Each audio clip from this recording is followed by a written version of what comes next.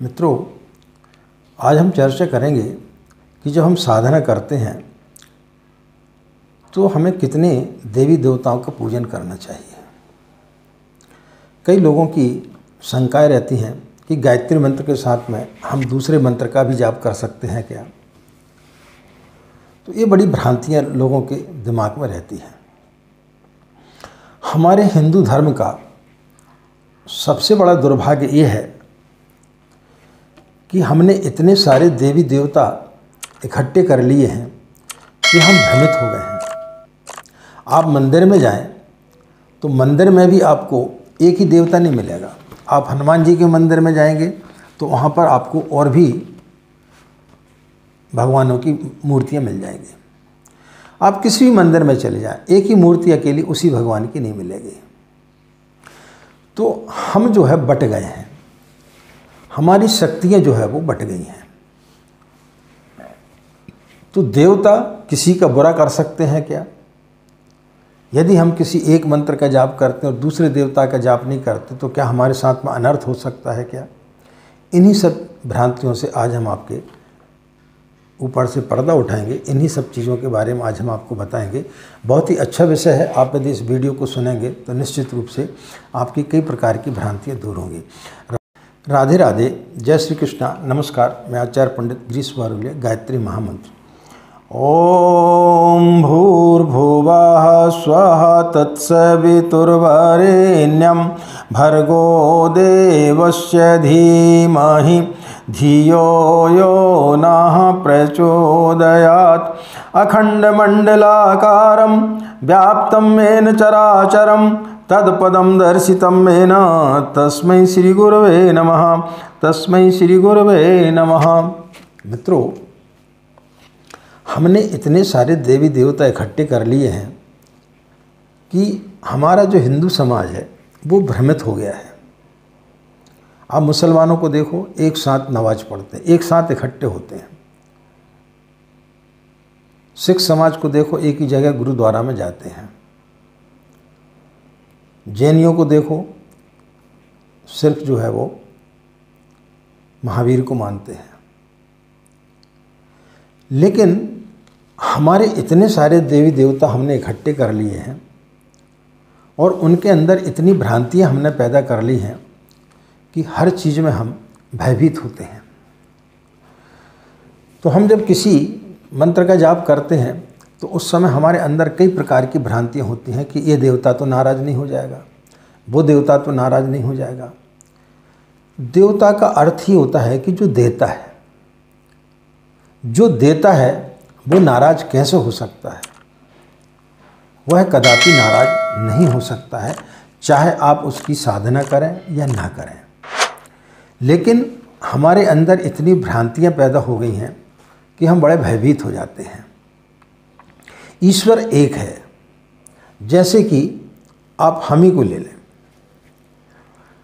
आप हमें कोई आचार्य के नाम से पुकारता है, कोई बोलता है आचार्य जी, कोई गुरु जी बोलता है, कोई पंडित जी बोलता है, कोई सिर्फ हमारा नाम लेता है गिरीश, कोई बारोलिया जी बोलता है, कोई सिर्फ बारोलिया बोलता है। अब हम यदि अपने परिवार में जाएं तो कोई हमारा जो भाई है वो हमें मंझले भैया बोलता है, तो कोई किसी रूप में जाता है। जब हम ससुराल जाते हैं तो हमें दामाद जी बोलते हैं। यानी जहाँ जहाँ है व्यक्ति की कई प्रकार के नाम हैं। जैसे कि हम विष्णु सहस्त्र नाम पढ़ते हैं, विष्णु जी के सहस्त्र नाम हैं। अब उन सहस्त्र नामों से सहस्त्र मूर्तियां बना दी गई। इसी प्रकार से एक व्यक्ति की किसी की नाक की फ़ोटो ले ली, किसी की मुंह की फ़ोटो ले ली, किसी की आँख की फ़ोटो ले ली, किसी का हाथ की फ़ोटो ले ली और भगवान बना दिए। लेकिन व्यक्ति तो एक ही था। तो हमने उसको विकृत कर दिया, अलग अलग खंडों में हमने बांट दिया। व्यक्ति की जितनी भी गुण थे उन गुणों को ना समझ करके हमने उन गुणों को अलग अलग चीज़ों में बांट दिया। जब हम किसी देवी देवता की पूजन करते हैं तो उनके गुणों के आधार पर करते हैं।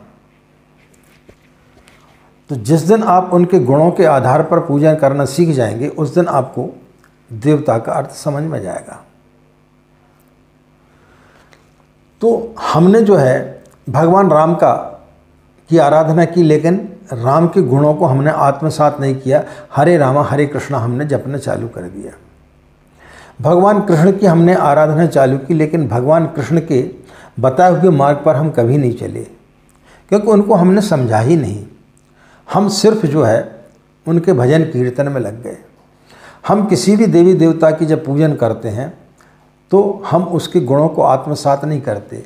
जितनी भी मूर्तियाँ बनाई गई हैं वो सब अलंकारिक है कि एक व्यक्ति की अलग अलग गुणों के आधार पर मूर्तियाँ बना दी गई हैं। तो आपको जिस चीज़ की आवश्यकता है उस आधार पर आप उनका पूजन करें, लेकिन हम अलग तरीके से पूजन करना प्रारंभ कर दिया और उन गुणों को हमने छोड़ दिया। तो जब तक आप उन गुणों को आत्मसात नहीं करेंगे, उन गुणों के बारे में नहीं समझेंगे, तब तक आपकी पूजा व्यर्थ जाएगी। एक कहावत है कि 7 मामा का एक भांजा हमेशा भूखा रहता है। एक भांजा अपने मामा के घर गया, उसने पूछा कहाँ से आ रहा है? बोले फलाने मामा के घर से आ रहा हूँ। तो बोले ठीक है, तुमने भोजन तो कर ही लिया होगा। दूसरे के यहाँ गया, उसने भी यही सोचा। तीसरे के यहाँ उसने भी यही सोचा। चौथे के यहाँ पे गया, उसने भी यही सोचा। 7 मामा के यहाँ गया, लेकिन भूखा का भूखा रह गया। न किसी ने पानी पूछा, न किसी ने चाय पूछी, और न किसी ने खाना खिलाया। और एक ही मामा रहता तो उसकी आवभगत भी होती, उसको भोजन भी मिलता, उसको चाय भी मिलती, उसको सब कुछ मिलता। तो इसी प्रकार से हमारा है, हम अपनी पूजा स्थली पर इतने सारे भगवानों को इकट्ठा कर लेते हैं तो हम भ्रमित हो जाते हैं। हम सोचते ये काम ये भगवान कर देगा, एक काम ये भगवान कर देगा, और जबकि वो सोचता, अब ये भी हम सोच सकते कि भगवान सोचेगा चलो ये कर देगा, ये कर देगा, और आपका काम किसी के द्वारा नहीं हुआ। तो मामा 7 मामा और एक भांजे की जैसी हमारी कहावत हो जाती है। इस कारण से हमें कोई भी मंत्र फलित नहीं होता है। एक पर यदि हम आस्था करेंगे तो फिर हम निश्चित रूप से उसमें सफल हो सकते हैं। अनेक प्रकार की भ्रांतियाँ हमारे समाज में, हमारे हिंदू संस्कृति में आकर के बैठ गई हैं। आपको चूल्हा बनाना है, आटे की चक्की बिठाना है, आपको यात्रा करना है, तो मुहूर्त की आवश्यकता पड़ने लगी। उनका मुहूर्त चाहिए। क्यों? चंद्रमा आपके सन्मुख नहीं है। ऐसी स्थिति में दिशाशूल लग गया है तो चंद्रमा आपके ऊपर नाराज हो सकता है, चंद्रमा आपका अनिष्ट कर सकता है, चंद्रमा आपका जो है एक्सीडेंट करा सकता है, चंद्रमा आपकी यात्रा में बाधा पहुंचा सकता है। इस प्रकार से हमें भयभीत कर दिया गया है। बच्चे की शादी आप कर रहे हैं, जैसे तैसे कोई संबंध मिला, अब संबंध करना है उसका,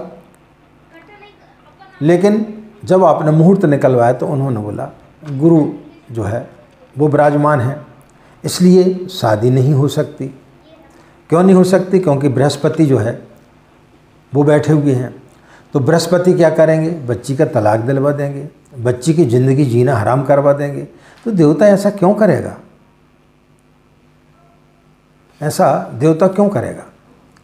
आपकी दुकानदारी नहीं चल रही, बोले शनि की 7.5 ही चल रही है, आपको 7.5 के लिए आपके घर में बैठ गया है, 2.5 साल के लिए आपके घर में बैठ गया है। आपको राहु की दशा चल रही है, राहु आपके घर में आकर के बैठ गया है, तो फिर आप कैसे सफल हो सकते हैं? यानी इतने ज़्यादा हम भ्रमित हो गए हैं कि देवी देवताओं की एक एक चीज़ पर हम आश्रित हो गए हैं। आपको बच्चे का मुंडन संस्कार कराना है तो आप जैसलमेर जा रहे हैं, किसी देवी देवता के यहाँ पर जा रहे हैं, बगैर उसके आपके बच्चे का मुंडन नहीं हो सकता, क्योंकि देवी देवता जो है आपके बच्चे के बाल चाहते हैं। वहाँ पर जो है बगैर बाल लिए देवी देवता आप पे प्रसन्न नहीं हो सकते। यदि आपने वहाँ पर जो है बाल नहीं कटाए, दूसरी जगह कटा लिया, तो फिर देवता क्या काम करेंगे? आपके बच्चे को गंजा रख देंगे, आपके बच्चे के अंदर ज्ञान ही नहीं आएगा। इन सब भ्रांतियों में हम इतने ज़्यादा पड़ गए हैं जिसका कोई हिसाब नहीं है। आपकी कुंडली में उन्होंने बोला है कि मार्केश लगा हुआ है। अब मार्केश लगा हुआ है तो क्या 1.25 लाख का महामृत्युंजय का जाप कराने से मार्केश ठीक हो जाएगा? यदि 1.25 लाख का अनुष्ठान करने से मार्केश ठीक हो जाता, आप कितने बड़े से बड़े ज्योतिषी के पास में चले जाएं, भाग्य कोई भी नहीं बदल सकता आपका। ज्योतिषी सिर्फ आपके भाग्य को पढ़ करके बता सकता है कि आपके भाग्य में लिखा क्या है, लेकिन हमें भयभीत कर दिया जाता है कि आपका शनि बैठा हुआ है, आपका राहु बैठा हुआ है, आपकी बच्ची की शादी नहीं हो सकती क्योंकि बृहस्पति बैठे हुए हैं। अब ऐसी स्थिति में क्या किसी नंग के पहनने से वो दोष दूर हो जाता है, या किसी पूजा पाठ कराने से वो ग्रह प्रसन्न हो जाता है? जो देवता छोटी सी पूजन से यदि प्रसन्न हो जाता है तो वो फिर वो देवता नहीं हो सकता। देवता का अर्थ ही होता है जो देता है, जो नाराज नहीं होता है। आप बड़ी से बड़ी गलती कर देते हैं। आपके माता पिता आपसे नाराज होते हैं क्या? आपके मित्र आपसे नाराज होते हैं क्या? नहीं होते। तो जब मनुष्य किसी के ऊपर नाराज नहीं होता तो देवता कैसे नाराज हो सकते हैं? मित्रों, बहुत सारी चीज़ें हमारे शास्त्रों में अलंकारित रूप से लिखी गई हैं। अभी जैसे नवरात्रि का पर्व आने वाला है, आप दुर्गा जी की पूजा करते हैं, आप जो है दुर्गा जी का पाठ करते हैं, चंडी का पाठ करते हैं, पुजारी आते हैं, हर एक पंडाल में जाते हैं और दुर्गा सप्तशती का पाठ करते हैं, चंडी का पाठ करते हैं। लेकिन क्या वो इस सब देवी देवता थे? जब राक्षसों ने देवता के ऊपर आक्रमण किया और राक्षस हार गए, तब वो ब्रह्मा जी के पास में गए तो ब्रह्मा जी ने उन्हें एक शक्ति दी। वो शक्ति कौन सी थी? दुर्गा, चंडी, काली जिसे हम बोलते हैं। तो वो शक्ति कहाँ से आई? शक्ति यानी संगठित। अच्छे लोग कभी भी संगठित नहीं होते हैं, इसलिए वो हमेशा परेशानी में पड़ते हैं। तो जिस दिन हम संगठित हो जाते हैं तो वो जो है दुर्गा शक्ति बन जाती है, वही चंडी शक्ति बन जाती है, वही काली बन जाती है। ईश्वर तो एक ही है, उसके स्वरूप हमने अलग अलग कर दिए हैं।